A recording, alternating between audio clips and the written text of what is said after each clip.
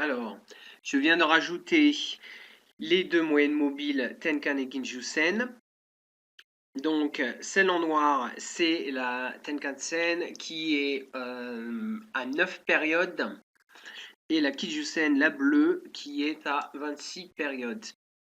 Alors, évidemment, un signal est créé quand les deux moyennes se croisent, mais la différence est que, par exemple, ici, nous sommes en dessous le nuage, donc nous sommes dans une tendance baissière.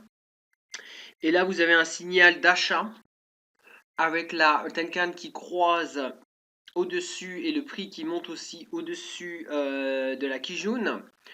Mais étant donné que nous sommes dans une tendance baissière, il est mieux de privilégier les signaux de vente quand nous sommes dans une tendance baissière pour suivre en fait la tendance. Donc nous voyons en fait juste après que nous avons un signal fort. Quand le signal va dans le sens de la tendance, c'est-à-dire si le prix est en dessous le nuage, et que vous avez un signal de vente comme ceci, alors c'est interprété comme un signal fort, alors que là, c'est interprété comme un signal faible. Pardon. Si le signal se produit dans le nuage, à l'intérieur du nuage, c'est un signal qui est considéré comme neutre, donc qui a pas ou peu d'effet.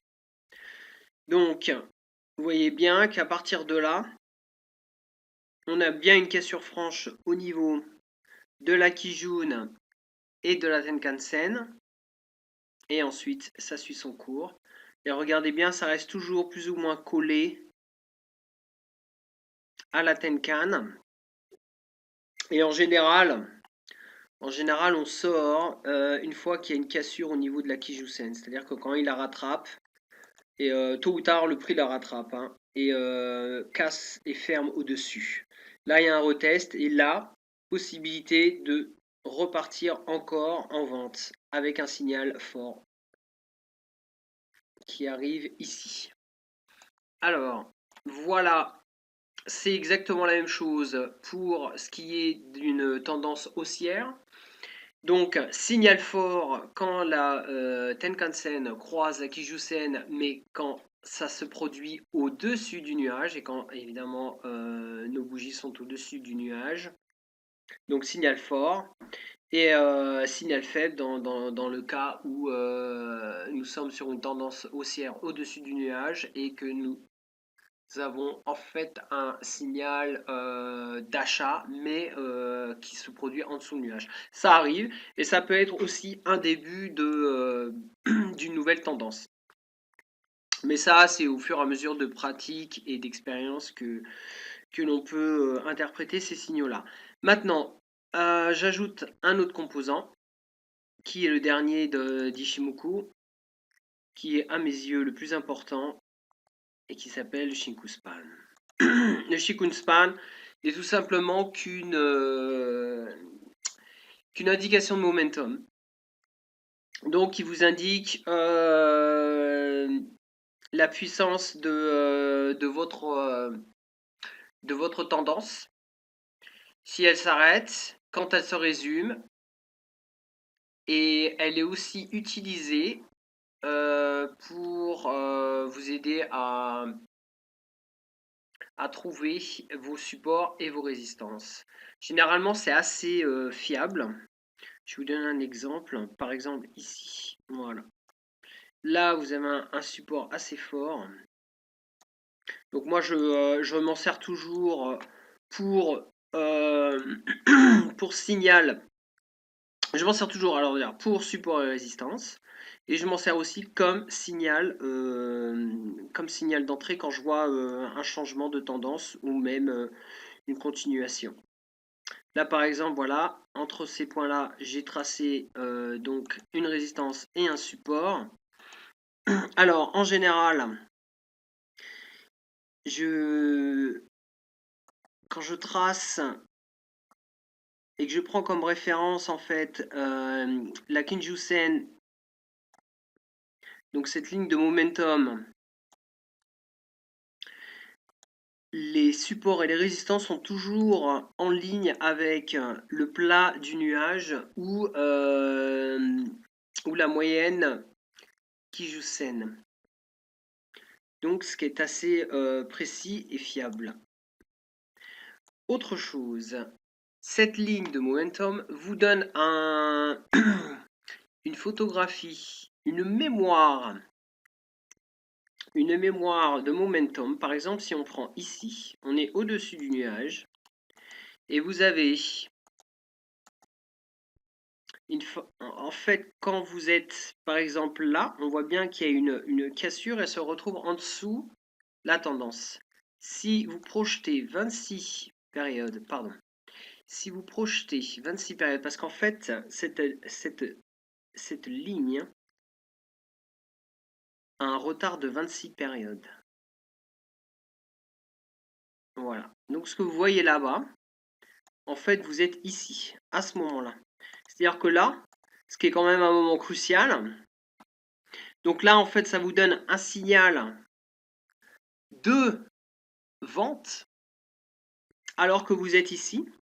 Pourquoi? Parce que le momentum devient très fort. Il fait une cassure à ce niveau ici. Donc on revient encore un peu en arrière. On y envoie toute cette zone de support là, hein, le long de la Kijun-sen. On voit qu'il y a une cassure. Donc en fait la tendance est en train de changer. Et là le momentum s'accélère, fait une cassure et ensuite casse en dessous le nuage. Et donc là, vous avez vous avez vraiment une entrée très franche pour, une vente et vous pouvez rester dans ce trade pas mal de temps, hein. Alors, ceci étant dit, maintenant, ce sont les éléments les plus importants d'Ishimoku. Maintenant, moi, je vais trader avec mon interprétation. Donc, je regarde toujours le journalier pour voir la tendance. Je regarde si la tendance est la même sur le 4 heures. Et je choisis d'entrer sur le 4 heures. Donc ça c'est mon style de trade. Chacun a un style propre. Je ne cherche pas à convaincre. Je cherche pas à convaincre pour reprendre mon style, mais pour vous donner, disons, un avant-goût de l'Ishimoku, et puis pour ceux qui connaissent un peu, de voir peut-être d'un autre œil. Moi, je suis très, je travaille beaucoup avec la Shinkuspan qui pour moi vraiment me donne le signal d'entrée. Je regarde en général quand j'ai un bon signal et que je vois avec la Shinkuspan, quand je projette, quand je regarde 26 périodes plus tard, je vois aussi qu'il y a un bon signal de vente ou d'achat Tenkan Kijun-sen. Donc par exemple, ici, voilà. Alors il y a eu ces signaux-là, on est bien là. Et quand on regarde, donc ici, là on se retrouve, là il y a une cassure. Donc il passe sous le prix, il passe aussi sous la Kijun-sen, sous la Tenkan-sen et sous le prix. Et donc on se retrouve, quand on projette 26 périodes en avant, donc ça c'est où on est à ce moment-là. On se retrouve qu'il y a eu une cassure OSSB au niveau du Senkuspan du Kumo. Donc, c'est quand même plat. Donc, c'était quand même un support qui était assez solide. Donc, on voit bien qu'il a cassé. Et en même temps, quand on regarde un peu plus loin, on voit bien qu'il y a ici un signal de vente dit faible. Dit faible, pourquoi? Parce qu'en fait, tendance baissière, et le signal se produit juste au-dessus du nuage. Mais quand on regarde un petit peu plus bas, on voit que bon, c'était vraiment un signal, oui, faible, mais après, tout de suite, est venu un signal très fort, qui celui-là a perduré pendant pas mal de temps. Donc, moi, ce que je fais, je regarde donc sur ces deux unités de temps, le journalier, le 4 heures. Et ensuite, je regarde donc où on est positionné par rapport au nuage. Donc si déjà sur les 2 unités de temps, on est au-dessus ou au-dessous du nuage. Et ensuite, je regarde chez Kouspan où il est placé et voir s'il y a un signal qui se déclenche. Et ben je rentre. Je rentre en achat ou en vente suivant l'analyse de trend et ce que me donne le Shikuspan. Et évidemment, je trace mes supports et mes résistances en prenant en référence les différents points d'appui de la Shinkuspan. Par exemple, ici, je peux vous donner, voilà, là par exemple, une zone ici.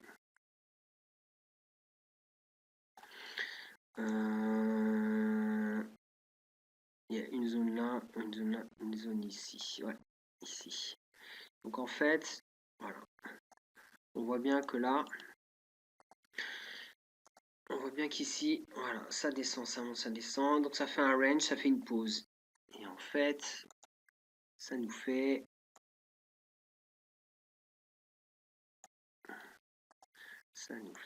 un pennant. Donc une pause dans cette continuation. Voilà. On a bien une pause dans cette continuation et on reprend. On casse en dessous ici. Et voilà, la trend suit son cours à la baisse. Voilà. Merci pour votre attention. Alors, je vais faire une autre vidéo sur l'ouverture des marchés. Là, à l'heure qu'il est à Londres, il est 14h04. Donc, je vais faire une vidéo. Le marché américain a ouvert depuis peu. Et donc, on va regarder ça un peu en revue et puis voir s'il y a des signaux d'entrée. Voilà, merci pour votre attention et je vous dis à bientôt. Au revoir.